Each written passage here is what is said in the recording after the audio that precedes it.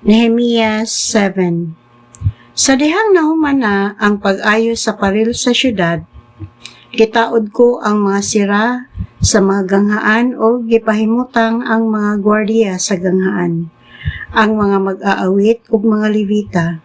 Gitugyan ko ang akong igsuon nga si Hanani ug kang Hananias nga piniyalan sa paril sa pagbantay sa Jerusalem, kay si Hananias kasiligan man ug mahadlokon sa Dios labaw sa uban. Giingnan ko siya, ayaw ninyo ablihi ang mga ganghaan sa syudad kung dili pa musubang ang adlaw, ug sirahin ninyo kini sa dili pa mosalop ang adlaw. Pagtudlo usab kamog mga gwardiya gikan sa mga nagpuyo sa Jerusalem ug ipahimutang sila sa ilang tagsa-tagsa ka poste ug ang uban atbang sa matag balay nila. Gilis ang syudad sa Jerusalem lapad ug dako kaayo, apan jutay lamang ang mga nagpuyo niini ug wala pay mga balay nga natukod.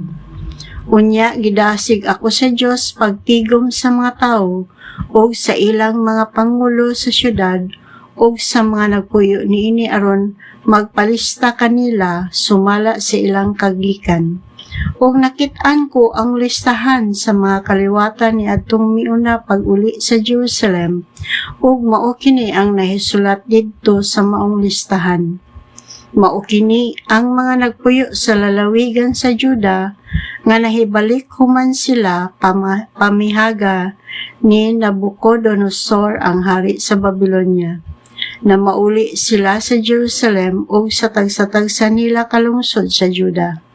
Na mauli sila uban kang Jerubbaal, Jesua, Nehemias, Azarias, Ramias, Nahamani, Mardochero, Bilsan, Mispiret, Bigvai, Nehum, ug kang Baana. Mao kini ang talaan sa mabanay sa Israel lakip ang mga sakop nila nga namauli gikan sa pagkabihag. Paros 2,172, Sifatias 372, Ara 652, Pahat-Moab, mga kaliwat ni Jesua o Joab 2,818, Elam 1,254, Zato 845, Zakai 760, Benui 648, Bebai 628, Azgad 2,322, Adonikam 667, Bigvai 2,067, Adin 655, Ater 98, Hashum 328, Bezai 324, Harif 112, Gibeon 95. Ang katawhan kan sa mga katigulangan nagpuyo sa mosunod nga malungsod na malik usab, Bethlehem o Netofa 188, Anatot 128, Bet Asmavet 42, Kiryat Jearim, Chefira o Beerut 743, Rama o Geba 621, Mikmas 122, Bethel o Ai 123, ang laing Nebo 52, ang laing Elam 1,254, Harim 320, Jericho 345, Lod, Hadid ug Ono 721, Sinaa 3,930. Ang mga banay sa mga pare Jedaiyas nga kaliwat ni Josue 973, Immer 1,052, Pasur 1,247, Harim 1,017. Mga banay sa mga Levita, Jesua o Kadmiel, mga kaliwat ni Hodeva, 74. Mga mag-aawit sa templo, mga kaliwat ni Asaph, 148. Mga gwardiya sa templo, mga kaliwat ni Shalom, Ater, Talmon, Akub, Hatita ug Sobay, 138.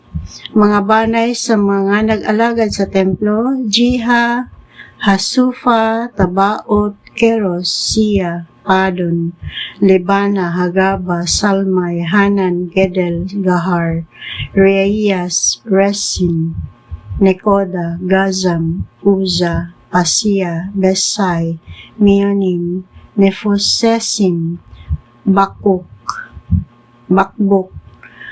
Hakufa, Harhur, Bazlit, Mehida, Harsa, Barkos, Sesira, Tema, Nezia, ug Hatifa. Mga banay nga sulugoon ni Solomon, Sotay, Soferet, Perida, Jaala, Darkon, Gedel, Sifatias, Hatel, Pokeret, Hazibaim, ug Amon. Migabat og 392 ang tanang kaliwat sa mga sulugoon nga nag-alaga didto sa templo ug ang mga kaliwat nga mga sulugoon ni Solomon. Ang mosunod mo ang gikan sa Telmela, sa Telharsa, sa Cherub, sa Adon o sa Emer, apan wala sila siguro bahin sa ilang kagikan o kung sakop ba sila sa mga banay sa Israel. Sila mao ang mga kaliwat ni Delaias, ni Tobias o ni Nekoda. Mikabat sila 642 katawo. May mga pari usab nga uban kanila ang mga kaliwat ni Hubahiyas, ni Hakuz o ni Barsilai. Si Barsilai nangasawa sa anak ni Barsilai nga taga Gilead, busa gitawag siya sa maungalan. Buot silang iapil ingon nga kaliwat sa banay sa Israel, apan wala matino ang ilang kagikan busa wala sila isipa nga pari. O gidid-an sila sa Hudiyo nga gobernador sa pagkaon, sa labing sagradong mga pagkaon hangtod nga may pari na nga maantigong mugamit sa Urim o sa Tumim. Ang tanan nga nahiuli gikan sa pagkabihag mikabat og 42,360 katawo. Ang ilang masulugoong lalaki o babae 7,337, mga mag-aawit 245, mga kabayo 736, mga mula 245, makamelyo 435, mga asno 6,720.